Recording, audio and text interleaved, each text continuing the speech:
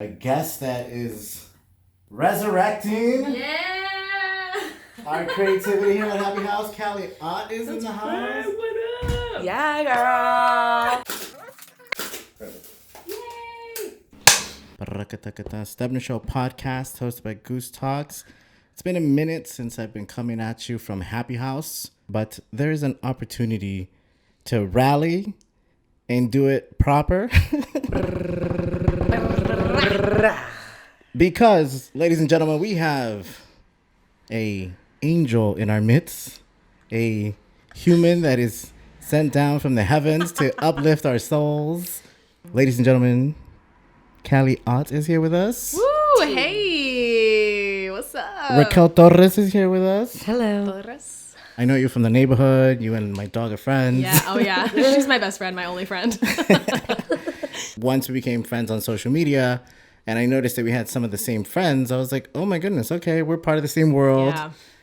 I want to see what you do. And then upon talking, you were like, hey, I have a show, Dear Jeff. And I was like, yo, I got to get into that. I want to see. I saw your show 3 times. And every time that I saw your show, I had a different experience. The first time I saw it, I was literally on the same stage as you because you had chairs up against the wall. Yeah. And when I saw that show, I was blown away. Then I had to tell Raquel to come see the show. Yes. And it was fantastic. You guys are too good to me. Thank you. And now it's playing in a week. Yes. February 3rd. Doing it for the Solofest at the Whitefire Theater in Sherman Oaks. I love that theater. I spent a lot of time there. It's nice. It is nice. Have you been there, Raquel? I've never been It's pretty there. big. Yeah. It's 90 seats. Something like I that. think, yeah. When you told me what you're doing with the show this year, I was like, Yeah. yo, Raquel's got to come on the podcast as well. Yes. After this week, you have your show on February 3rd. Yes. Where are you taking it next? Tell me about your journey here. Last year I did it for the Hollywood Fringe Festival, which was amazing. It was a sold out run. I think that's when I seen it. Yeah. That was an incredible experience. So much work. Did not realize how much work that was going to be.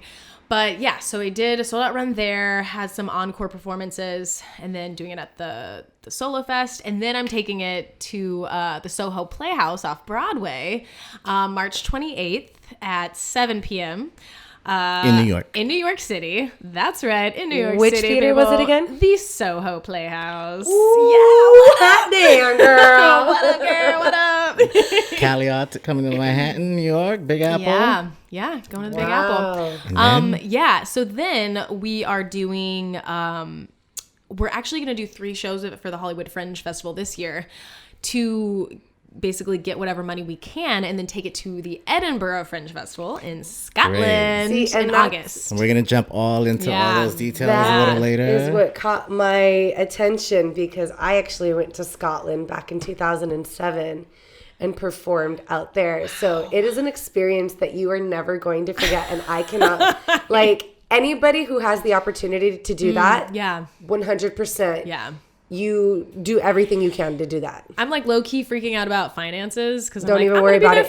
for a month. How am I gonna make money? But it's fine. I'm just gonna trust the process Exactly. and like have the freaking time of my life. I'm like 30. Exactly. I don't have kids. I'm I'm an Yes. artist, so I can pretty much just do whatever right now. It's great. Yeah, Exactly. just follow my creative journey. Yes, everything else will come. Everything else will come.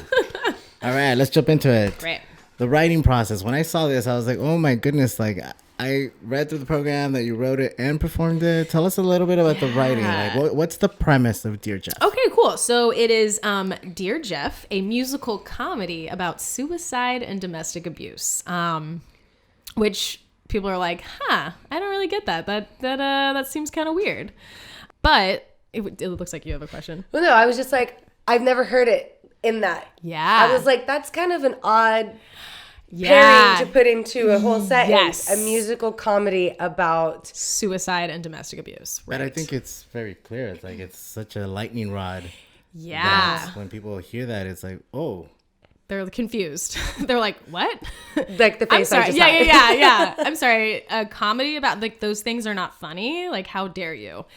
So my whole goal with the show basically was to like raise awareness about these topics that are very taboo, that people feel uncomfortable talking about. So my whole thing was I was in an abusive relationship 10 years. Well, it's probably 11 years now, but like around 10 years ago. So I was in high school / college, and I was in this relationship, and his name was Jeff.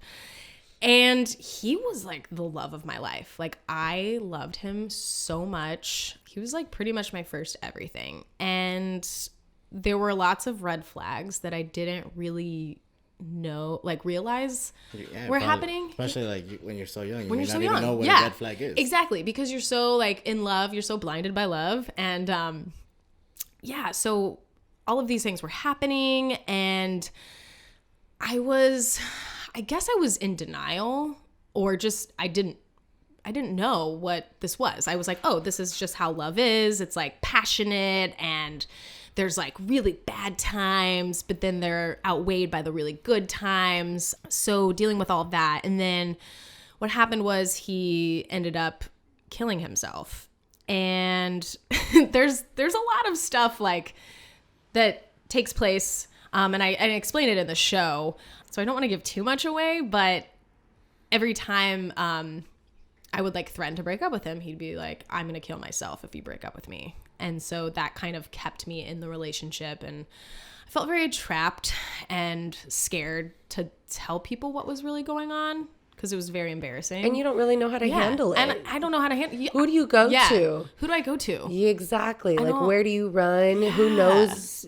How do you feel comfortable talking about it? Exactly. And it's not even Gaslighting just and manipulation. It's like you don't really learn that until you go through it. Yeah. It is like one of those things you have to experience to really know what it is. That's pretty much the story. So I just kind of talk about it. So from 10, 11 years ago to the actual musical Dear Jeff. Yes. What was the process for that? There's so many timelines to this, but I got into another really bad relationship.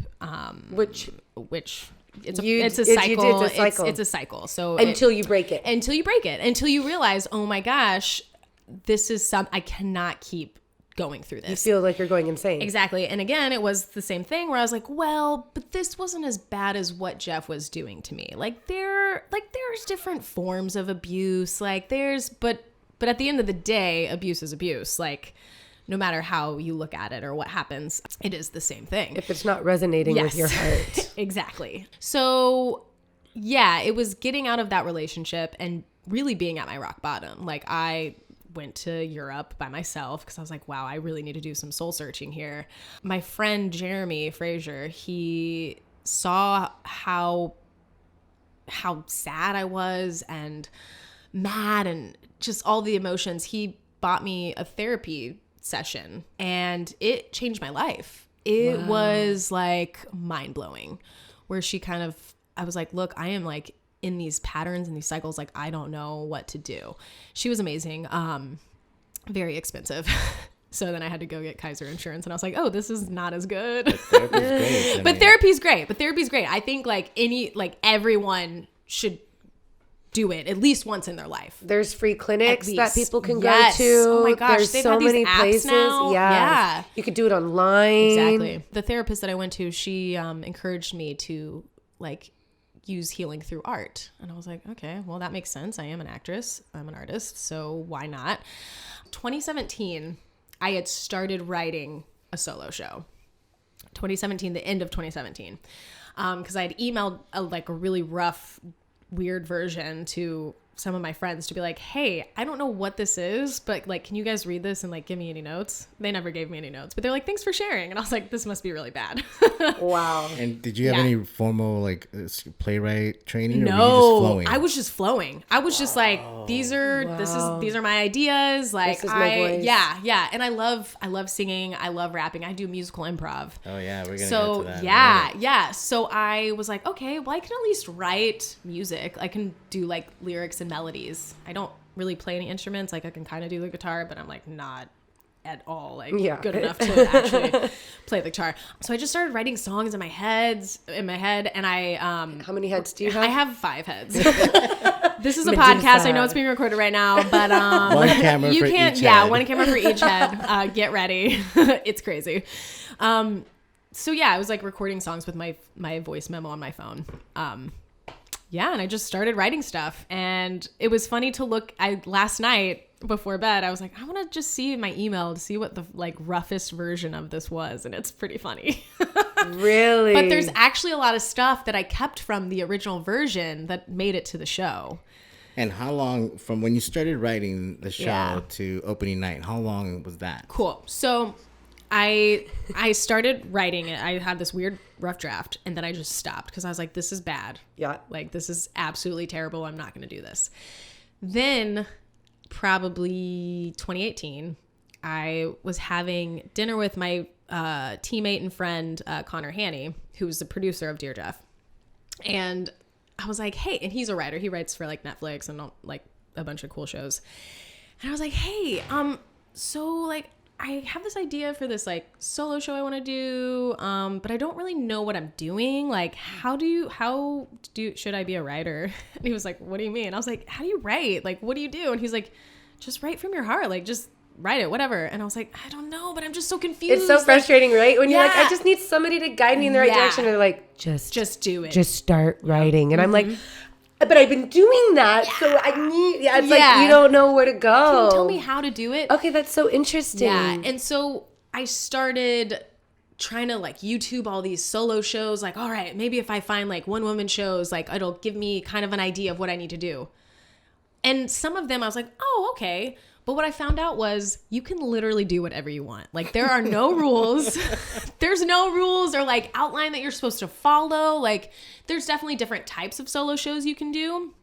But I was like, okay, this is just giving me permission to basically do whatever I want to do and know that there are no, like, I don't have to draw inside the lines. I can basically do whatever the heck I want. Because there's no lines. There's no lines. So There's it's no like, lines. where do I go? Yeah. So then, cut to late 2018, December, I was at Disneyland, and I got a text from Connor, and he was like, hey, I'm going to produce some shows for the Fringe Festival for Hollywood 2019.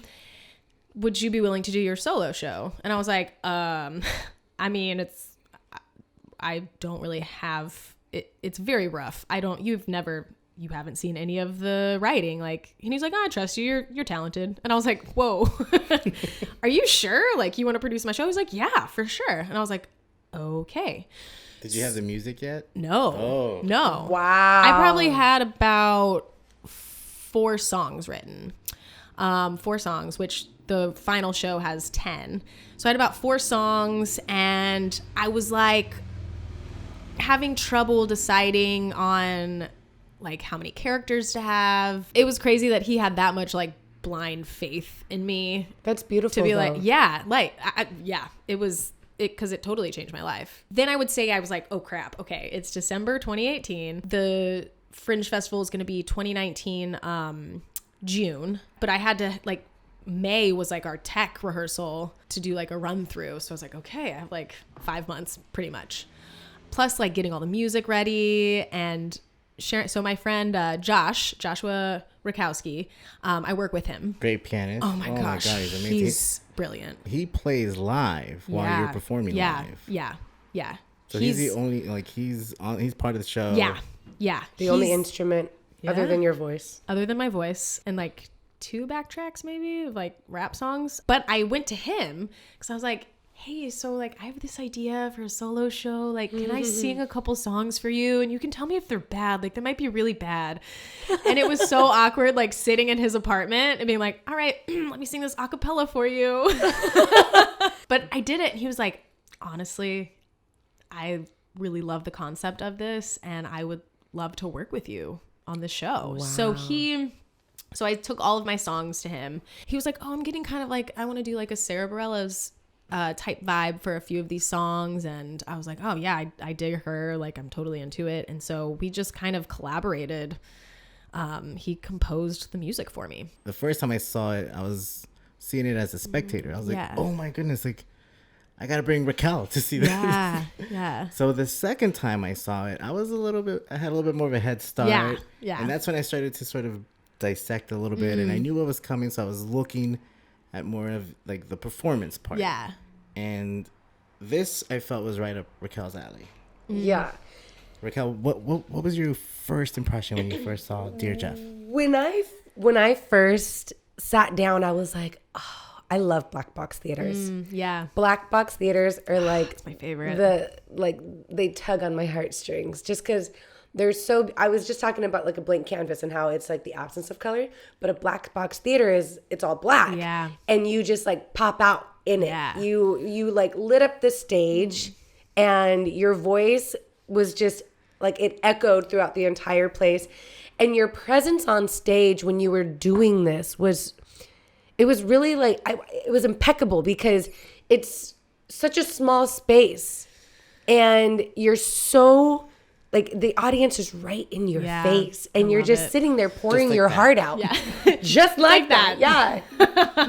And you're pouring your heart out because this just doesn't come out of thin air. A show like this does not come out of thin air. It's like when somebody sings a beautiful song, you're like, they don't sing like that for nothing. Yeah. They, It's like 11 years in the making. Yeah. Seriously though, and honestly doing this whole thing has like, I would say probably like right before performing it. I don't know. It might've been after our first tech rehearsal. I had like a full on panic attack, because I was like, I don't know if I can share this story. I don't know if I have the strength to even like share this. I'm like, am I playing a victim right now? Like, are people going to think that I want them to feel sorry for me? Like all of these things. And I just like, I couldn't breathe. And I called Connor called me because he was like, are you okay? And I was like, no, I'm not okay. I was like, I can't move. And I just like, I told him, I don't know if I can do this. And he was like, honestly, if you can't do it, we don't have to do the show. Like, I'm not going to force you to do something you're not comfortable with, but I promise you that this show is special and that it will be received and that it's going to move people. It might not move everyone, but it will move at least a few people in the audience. And I think that would be worth it. And I was like, yeah, you're freaking right. Damn it. Yeah. I guess somebody's going to walk away from it feeling. Exactly. Or not even just like feeling something, but feeling validated for their own. Whatever they're going through. Yeah. And it doesn't even have to be an abusive relationship. Yeah. It could be a relationship between themselves. Yeah. Anything. Any sort of trauma, PTSD. Yeah. And at the time that I saw yours, I was actually working on something as well. Wow. And I was like, That's why I wanted to bring it. Yeah. I was like, I want to do a one-woman show. Like because I used to work for Skylight Theater Company. Oh, so nice. I had helped produce a few of them, That's awesome. And so when I saw yours, I was like, wow, okay. Inspiration to the max. Not only is it like a great show and she's vulnerable and you used your experiences and really laid out your cards on the table. She's fearless and now here you are like taking it around the world. Yeah, I know. And I'm just as scared.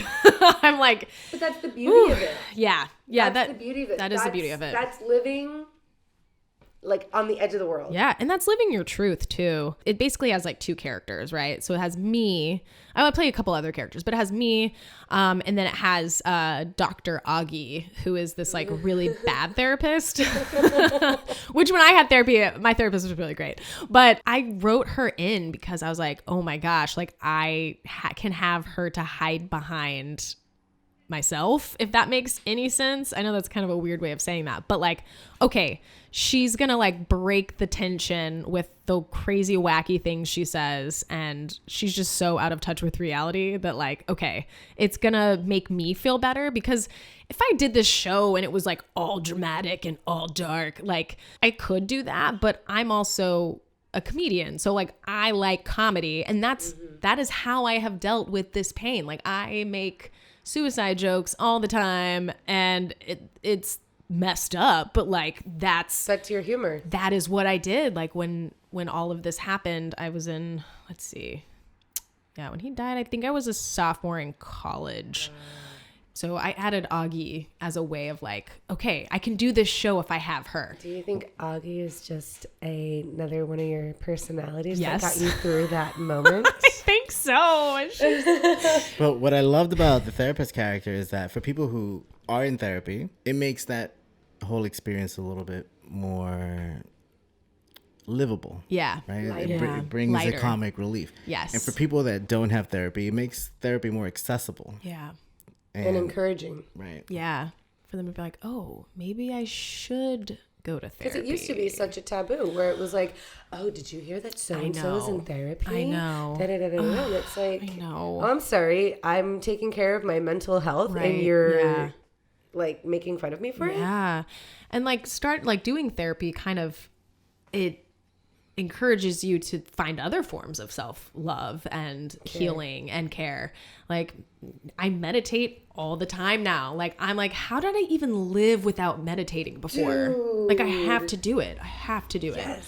And then just like getting sleep at night. Oh my goodness. Like I'm guilty of right? no sleep. Well, I'm a true disaster when I don't sleep. Like you should walk on eggshells around me because I'm a nightmare.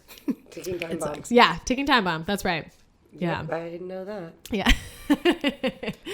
And so how many characters do you play in total?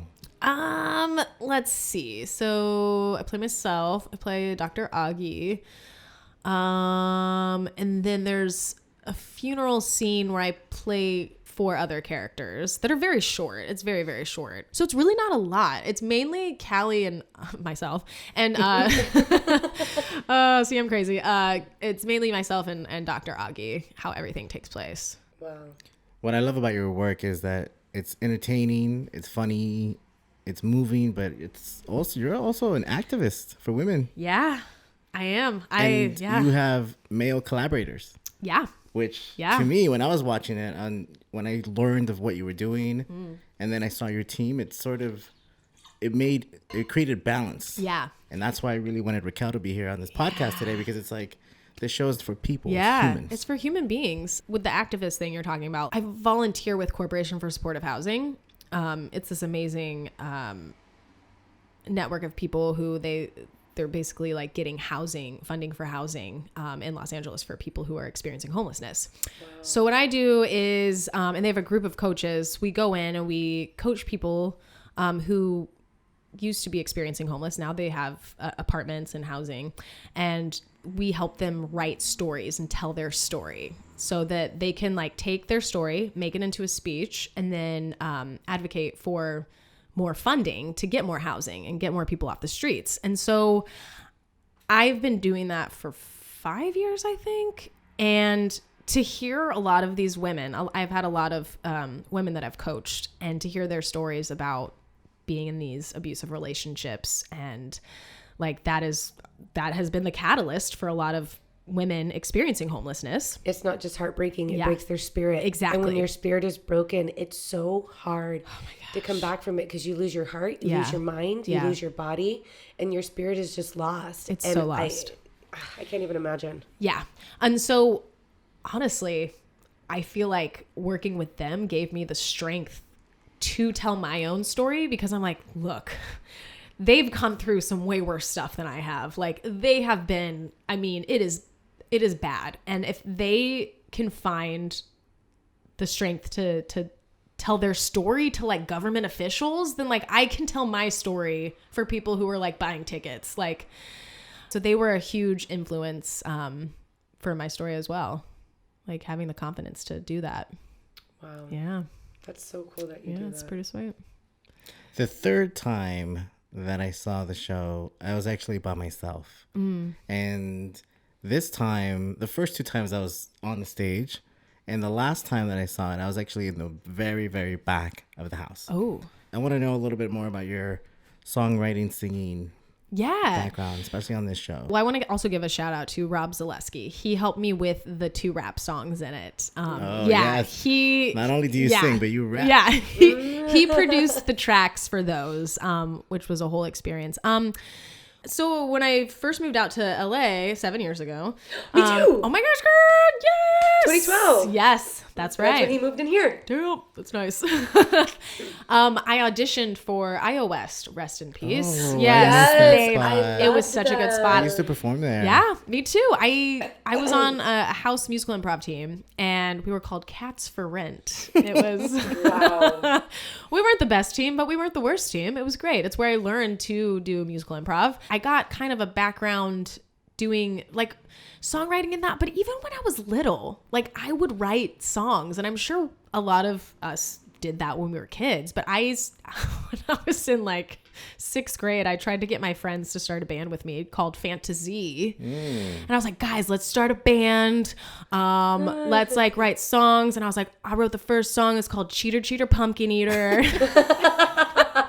The worst song ever. I could sing it for you. Right? Yeah, Please I do. I don't. Oh my God. I would love it's to so hear embarrassing. this. Okay. Cheater Cheater Pumpkin Eater. All right. It went.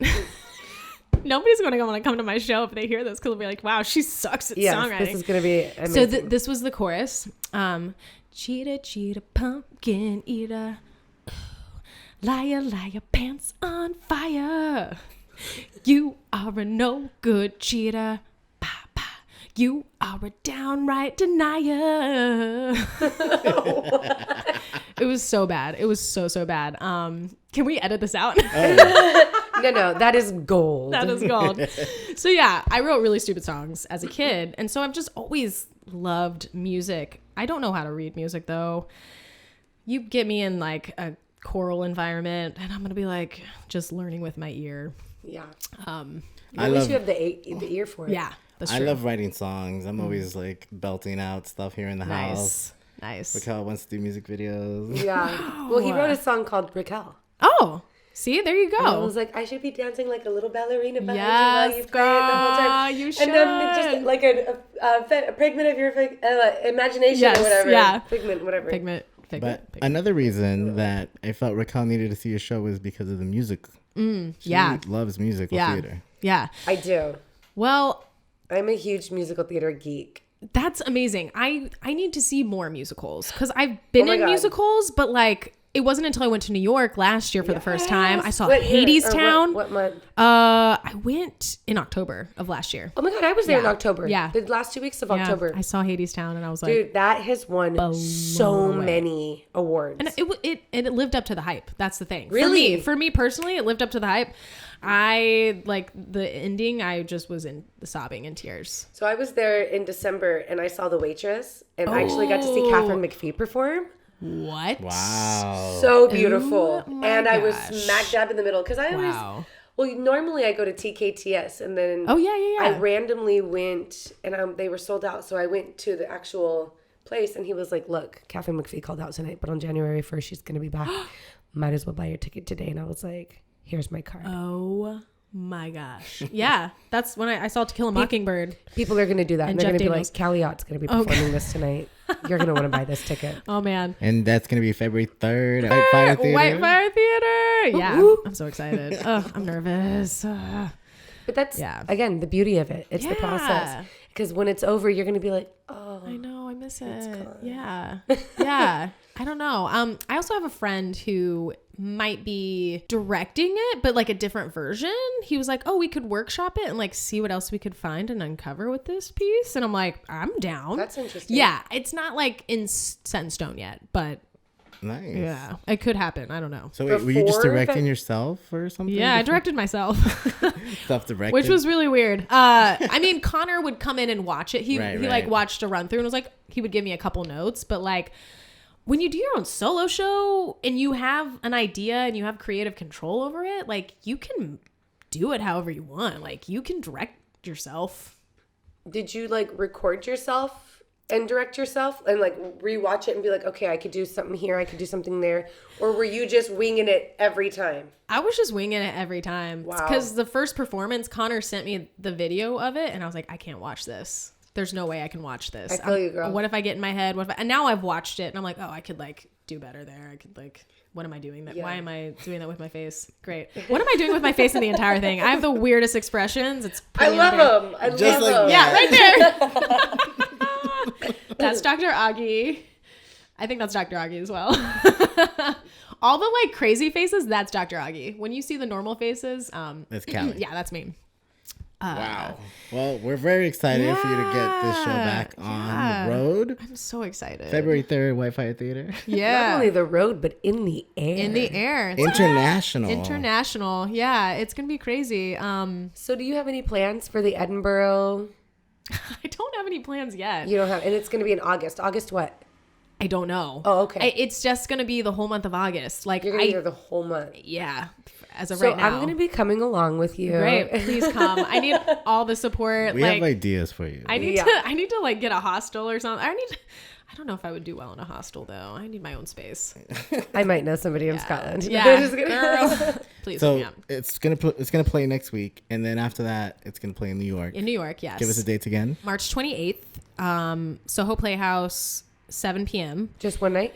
Just one night, and then For now. And then I'm doing it in June as well. Back in LA. Back in LA for the Hollywood Fringe Festival, and all the proceeds for that are basically like whatever money we make, because I haven't made any money off of it. Well, that's actually one of my next questions. Yeah. Fundraising. What can we do to help? Fundraising. What can your listeners do? What can the listeners do to help? Yeah. So I'm hoping to record a soundtrack soon, so that we can get money for the music. I think that would be a really great thing.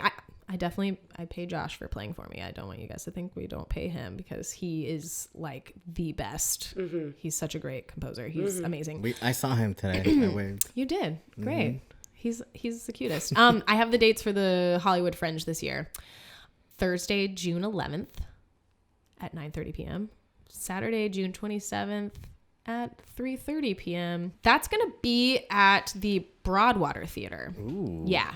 In June, we're going to start practicing with just the tracks, because Josh can't come to Edinburgh, which sucks because I like love the live music element. Like, I think that brings so much energy. You don't want to hire somebody else to do it? Or you're just afraid? I could hire maybe somebody in Scotland. And maybe in Scotland. Maybe we can figure out the funds for Josh to go. Yeah. All right. Let's raise money to have Josh in Scotland. Yes. Can we raise money for me too? I'm just kidding. Just kidding. Without you, the show it doesn't go. Yeah. That is true.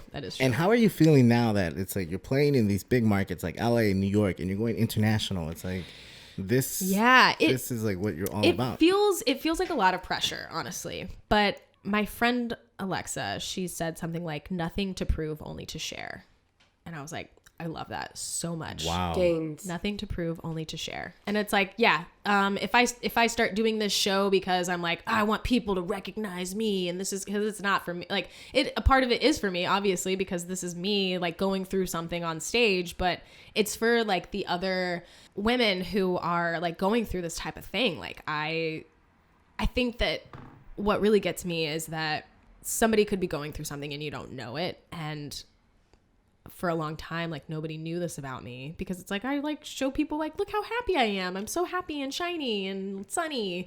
And to also like validate other people's feelings of like being like, a lot of women have gone through this same thing, and a lot of society is telling them that like they're playing a victim, when it's like, no, you're not playing a victim. Like, this bad shit happened to you, and you can own that and heal from that. And for me too, I always used to compare myself to others. Well, but my pain isn't as bad as everybody else's. Like, they're going through something way worse than me. Because they're brainwashed. Yeah. You've been brainwashed to believe, oh, there's people starving in the world. Yeah. If you're like stop I don't crying. Want, oh, you're going to cry? Let me give you something to cry about. Exactly. And it's exactly. Just like, so, yeah, I mean, a big part of it is like, I care about this show and I want it to be recognized and I want people to like it. But at the same time, it's like, all right, I'm way more concerned with like affecting like maybe like 3 women in the audience, or more men. I don't know. Maybe they went through something too. Yo, I saw the show and I cried every single time. It actually put me in check. I was like, oh man, what have I done in my past behavior? Yeah, right? Without knowing it. And also looking at the women in my family as well. It's like, what have they gone through? Yeah. And it's very moving. That's why I want to help you get out into the world. Thank you. I sincerely appreciate you like letting me come on your podcast today. Oh no, it's an honor for us. It's an honor for me. We love guests. I mean, sometimes they randomly show up. Yeah. Raquel, you performed in Edinburgh. Any pointers for Callie? Any pointers? Really work on your promo. Okay. So what they do is when you're promoting your show, there's this block called the Royal Mile. Okay. And people go out there and you have a stand and you have like your own block of time in your own center. Okay. And that is your moment to get people to see your show. Perfect. And that right there, your promo is going to be your meal ticket. Okay. Great. Because the show is already there. Yeah. You need to get people there to see that I know. show. That's what's scary. And for us, we were a bunch of like high schoolers. I was just about to be a freshman. And the show we did was called Reindeer Soup. So it's about... that sounds really cute. It's about a family who lives in Detroit, and the mom dies, and the dad goes crazy, and it's snowing outside, and it starts off, and he's like, the dad's in a bikini outside in the snow, and so we decided to just throw snowball papers out at everybody into the audience with our flyers on them. And so we were having a snowball fight on stage, but also the flyers were going out everywhere, and we were passing them out. Oh, that's great. We had, it was really cool, but I remember we didn't prepare for that, and we had to just wing it on the fly, and it was like, well, here we go. We got to do something. So really, I would if that's the one thing you do, just promote. But don't like stress yourself out about it. Yeah. Just make sure to focus on it when you have the time. Yeah. Because you don't want to like be caught off guard. Yeah. Okay. Good to know. Yeah. For sure. And it's right in the middle of the Royal Mile. Oh, you're going to love it so much. It's going to be so great. I've never been to Scotland, but I've been to Ireland. So, I mean, that part of the world is amazing and beautiful. And I say just soak up every second. Yeah. The rest will take care of itself. Yeah. I highly suggest flying in like a day or two earlier than your normal. Yeah. Staying in London. Okay. And taking the train to Scotland. Ooh, that is That's what we did. Okay. We stayed in London for 3 days and Scotland for 10. And the train station that's there is the one that's in Harry Potter. Well, it's the one. Oh yeah. My God. I think Raquel just closed on Callie. So we took the train, and the scenery is magnificent. Oh my gosh. It's just green and purple fields and, like hairy yaks or cows or whatever they are. Yeah. Beautiful. Oh, that's so great. I can't wait. I actually had another question. Yes. When you were talking about how it really kind of like opens up the taboo of being able to feel accepted, accepting yourself for people who have gone through things like this. And this might be a little off the wall, but in the movie Joker with Joaquin Phoenix, it's a very in-your-face movie about mental health and society blaming the person with the mental issues for their mental issues. Yeah. I don't know if you've seen the movie. I haven't seen it, but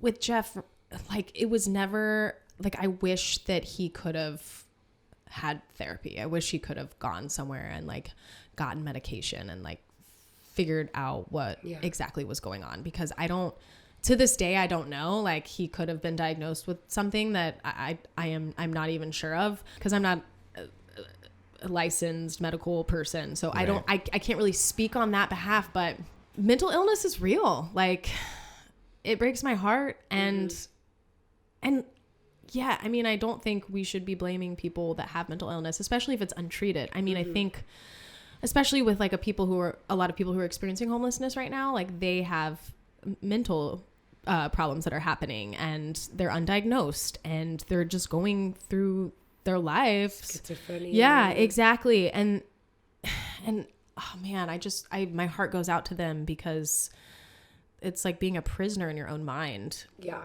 It's so sad. But yeah, I feel like with the suicide thing, continue to like reach out to people and like find. There's one golden rule that I've always lived by since, I remember just like sitting on the bus when I first moved to LA, and people would stare at me and I would just say, smile at everyone, because you never know if you were the smile that changed their mind on their way home from work or wherever they were coming from on that bus. And instead of going and blowing their brains out, they remembered your kindness. Yeah. Because the only thing people remember about anybody is the kindness and the way you made them feel. Yeah. And if you treat people with kindness and always use compassion, then we can change the world. Yeah. There's a huge part of me that I get down on myself, because I'm like, crap. Like I do feel guilty every once in a while when I do this show and I'm like being real and being honest and telling about all these things. But like, I've never been a person that like I call people out on their stuff. Like I don't, because it's awkward. I never used to until I started calling myself out on things. Yeah. And saying like, if I love myself enough to call myself out, I'm going to show you how much I love you as my friend, as my family member, as my coworker, as if I can help you improve. If you don't like it, I'll back off. Yeah. But if the next day you wake up and you're like, hey, thanks. Yeah. Then, okay, Yeah. that's it. That's all I needed to say. I think that's because people important. did that for me, and it wasn't until I realized, oh, it's helping. Yeah. Not hurting. Yes. If you don't look at it. It's all perception. Yeah, it really is. Raquel and I produced some media for a friend of ours, and she gave us a new acronym for HOPE, helping other people every day. Oh, I love that. Helping Other other people every day. Helping other people every Hope. day. Hope. I like that. Dear Jeff is like about forgiveness, right? It's about like forgiving yourself and forgiving someone else for the bad things that they've done to you. Oh my goodness. Yeah. Letting go, right? So, and you can't like fully, I don't think you can ever fully heal from something like that, but I think it takes time to find forgiveness for something bad that's really happened to you, that someone did to you. But I think it's a huge part of healing. And with this show, like there's still times where I'm like, I don't forgive him. I don't forgive him. And then there's times where like, I forgive him. I truly forgive you for all of these things. And like, I don't want to make excuses for someone, but yeah, like the whole mental health thing, like, I don't know what was going on in your mind. But yeah, like Dear Jeff is really about forgiveness, whether you choose to forgive or not. And I think it's fine either way. But yeah, I wanted to say that really quick. Would you say that you feel that Dear Jeff could sort of kind of be like your, like closing that chapter for yourself? Not closing it, but like your send off. What is it called? Closure. Yeah, it is my closure. It really is. Yeah. And how do you compare using this closure with somebody who has moved on from this world, and the people in your life today who are still involved in your life? Has it helped you being able to? Yeah, it has. It really has. I talked about that other relationship I was in, that kind of prompted me, like getting out of that one. It was like the catalyst for Dear Jeff. Like, I'm not in a place to even like talk about that yet. Yeah. Like I can't, like, there's just no way. And I'm still in a lot of denial about that. And yeah, now it's like, oh crap. Okay. Now I need to work on that, but it just takes time. And I think, and it's okay for it to take time. Like it doesn't happen overnight. Like it's been like 10/11 years, however long it's been. And I'm still like dealing with something, like it's ingrained on my soul. Oh, for sure. Like it is just a part of who I am now. And it is like an impending like darkness that like I have inside me, and like people who have gone through traumatic events, like that is ingrained in their soul as well. But like a lot of us have gone through stuff like that, so we can all support each other and be there for each other and be each other's light going through the darkness. Exactly. Going back to forgiveness, I mean, forgiveness is so crucial. Like my sister passed away like 10 years ago, and I felt so guilty for not being there for her, and I felt that if I was there, she could be alive today. But there's some things that can never change, and like guilt creates a whole different reality for you. It does. It took me a long time to even learn how to forgive myself for being absent with my sister, and how to deal with that it's like, it's so important, especially when you're developing a secret garden, or like your own emotions and your own psyche, you know, because then if you don't, you take that into other relationships and friendships. And it's cyclical. Exactly. Until you break it. I think it's like easy to like blame yourself for like things that have happened that are actually out of your control. That's a huge part of Dear Jeff too, is like, we can't be held accountable for other people's actions. Like that, I did not force you to kill yourself. That wasn't my fault. And I think before I went to therapy, it was like I kind of had that in the back of my mind, like, well, I was like a puzzle piece into this whole thing. Like I was a reason, like there was more that I could have done, like things that I should have, like I even say it in the show, like maybe I should have like reached out to your family more. Maybe I should have like done all of these things. But when you're in that kind of relationship and in that place in your life, like you do the best that you can at that moment to deal. Because that's all you know how to do. Because that's all you know how to do. Because everything you're doing is based on your experience that you have up until that moment. Or lack thereof. Yeah. Or lack thereof. Exactly. I also want to give a shout out to my mom. Thank you. Mom. Thank you for making her. She's never seen Dear Jeff. I'm like, don't you dare watch it. Because and that's a huge thing is like, I am still like insecure about her seeing it because I'm worried, like, what if she blames herself for like these things that I've gone through, and like I want to protect her. I'm sure eventually I'll let her see it. Like, hey, it's your piece. It's my piece. It's you just can do whatever you want with it. I get so scared because I don't want to hurt anyone's feelings. So I don't know. That's why I'm just like, mental illness, man. Like, it has to be something with that, but I will never know. Sometimes it doesn't come from this timeline either. Sometimes it comes from generations and karma and things that are dug deep into our spirits, because you just said it's ingrained in your spirit in this timeline now. Yeah, especially with trauma, because that could like be passed on through like the womb to a child. Like all that stress reaction goes through the umbilical cord, so it's like that can be ingrained into someone's DNA. And when my mom was pregnant with me, she went through a lot. And sometimes I think like, okay, that could be a whole part of who you are. And that's where like I started exploring a bunch of different like ways of therapy, like child therapy, like going into, or meditation, going into your child, going into your womb, going into your generational, the women in your family. There's cycles that I've broken in my family just by being me and not succumbing to the same things that they had to deal with as women from those timelines. You know, you change the course in the future. My mom did it for me. Now I'll do it for the next generation. And I don't know. Well, for my dog. For your dog, my cat. I don't even have a dog or a cat. I don't have nothing. Just kidding. This is dedicated to Lola. Speaking of dedications, I want to play something for our listeners so we can end on a little sample of Dear Jeff. Why not? Look at this face. Oh my gosh. I love all of these faces. Thanks again for sharing your heart with us. Of course. It was an ocean blast in my pants. It was an ocean blast. So bad. In my pants. It was an ocean blast in my pants. It was an ocean blast in my pants. It was an ocean blast explosion in my pants fast. Felt it in my chest when he rolled up and made a request. So that's the ratchet side of Callie. Ice and then some ranch on the side. Oh my gosh. Oh my god, I can't wait. Yeah. So if you want to have an ocean blast in your pants, check out the show. Yeah.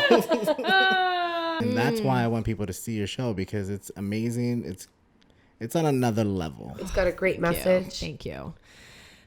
Well, it's coming up. So make February sure to 3rd. February 3rd, Monday at 8 p.m. Whitefire Theater. How do people get tickets? They're brown paper tickets. So, Ooh, okay. Yeah. Online. Yeah, they're online. So if you actually dearjeff.brownpapertickets.com. All right. Yeah.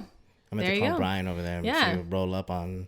Yeah. I haven't been there in a minute. Yeah, I'm excited to work with him. You got any plans for February 3rd?